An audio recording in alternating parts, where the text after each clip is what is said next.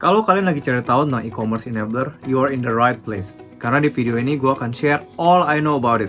Yuk langsung kita masuk ke dagingnya. E-commerce enabler bukan salah satu istilah yang umum di Indonesia. E-commerce enabler sendiri adalah salah satu tipe bisnis yang pemainnya belum terlalu banyak di Indonesia, nggak kayak digital agency, kayak gitu pasti teman-teman udah pernah dengar ya digital agency. Enabler itu sebenarnya lebih kayak third party gitu juga, yang bantu brand atau toko online untuk jualan. I believe teman-teman di sini lumayan familiar sama nama e-commerce-nya. Mungkin teman-teman pernah belanja yang namanya di Tokopedia, di Shopee, di Lazada, Blibli, dan lain-lain. To put it simple, e-commerce enabler itu adalah perusahaan yang bantu brand atau toko online jualan di platform-platform seperti tadi, seperti Lazada, Shopee, Tokopedia, dan lain-lain. Contoh, ada brand misalnya namanya Shinpo. Shinpo ini punya toko online di Shopee, punya namanya Shopee Mall atau official store. Yang kirimin barangnya itu belum tentu langsung dari brandnya sendiri, tapi bisa jadi third party atau pihak ketiga. Nah, pihak ketiga ini disebut sebagai e-commerce enabler. Scope kerja dari e-commerce enabler ini cukup banyak.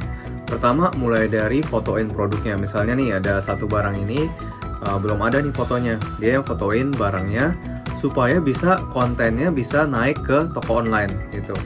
Nah, setelah misalnya barang ini sudah terupload di toko online, itu nggak cuma didiemin aja, pasti kan perlu dimarketingin dalam bentuk misalnya iklan, atau misalnya ikut campaign-campaign yang ada di marketplace, kasih voucher dan lain-lain, supaya ada orang yang tertarik buat beli, supaya ada customer. Nah, saat misalnya customernya sudah tertarik dan mulai nanya-nanya, e-commerce enabler juga punya tim chat CS yang misalnya balesin pertanyaan-pertanyaan dari customer tersebut. Setelah misalnya dari CS sudah terbalas dan dari customer-nya decide atau memutuskan buat beli, dari e-commerce enabler-nya sendiri akan bantu packingin barangnya dan kirimin ke logistik supaya sampai nih ke customer. Nah, kalau misalnya customer-nya puas, udah dong selesai gitu ya, job's done. Tapi kalau misalnya customer-nya nggak puas dengan barangnya dan lain-lain, pasti kan dia akan minta retur atau komplain dan lain-lain. Nah, ini e-commerce enabler juga yang bantu nanganin. Jadi benar-benar e-commerce enabler itu nanganin A sampai Z dari pengurusan toko online-nya. Dan gak cuman itu, pastinya juga e-commerce enabler bertanggung jawab untuk report atau ngasih laporan ke pihak brand atau ke pihak kliennya yang toko online-nya mereka kelola. Kenapa sih e-commerce enabler dibutuhkan di zaman sekarang? Karena banyak brand yang memang sudah kuat di pasar offline, tapi saat masuk ke pasar online, itu sangat berbeda cara mainnya. Benar-benar 180 derajat berbeda, dan mereka biasanya nggak punya expertise-nya untuk dari offline masuk ke online. Nah, makanya mereka butuh orang lain yang bisa handle atau tanganin toko online-nya. Jadi mereka bisa fokus di bangun brand dan juga jualan offline. Ada third party atau pihak lain yang bantu untuk kelola toko online-nya. Jadi daripada brandnya itu harus keluarin budget yang banyak, waktu yang lama juga untuk numbuhin toko online-nya, tapi ternyata slow growth-nya, mereka better hire orang-orang yang memang sudah expert di bidangnya, di bidang jualan online di e-commerce ini. Nggak cuma itu, mungkin ada brand-brand yang awalnya jualannya di online, offline-nya belum terlalu kuat, tapi mereka mau ngembangin online-nya lebih lagi, tapi stagnan di situ aja. Nah, itu bisa pakai e-commerce enabler untuk bantu naikin omsetnya juga. Why I know this much about e-commerce enabler? Karena terus terang, I also run an e-commerce enabler company with my partner. Namanya AHA Commerce. Jadi AHA Commerce ini kita fokus untuk ngembangin brand-brand lokal gitu. Klien-klien kita kebanyakan brand-brand lokal, walaupun memang ada brand internasional juga yang kita handle. Kita sudah sempat dapat penghargaan juga dari Lazada sebagai Best Lazada Partner. Kemudian di Shopee juga sebagai Shopee Premium Enabler.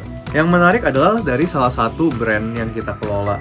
Jadi awalnya brand ini mereka kelola toko online sendiri gitu. Mereka nggak pakai third party.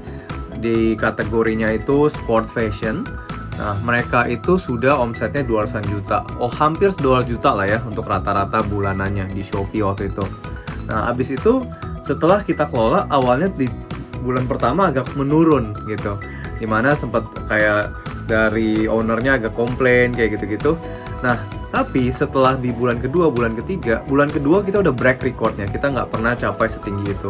Bulan ketiga, bulan keempat, itu setelah kita kelola, omset dia naik sampai 500 juta. Dan bahkan setelah kita kelola 1 tahun tokonya, di tahun ini, omsetnya dia sudah lebih dari 1 miliar 1 bulan.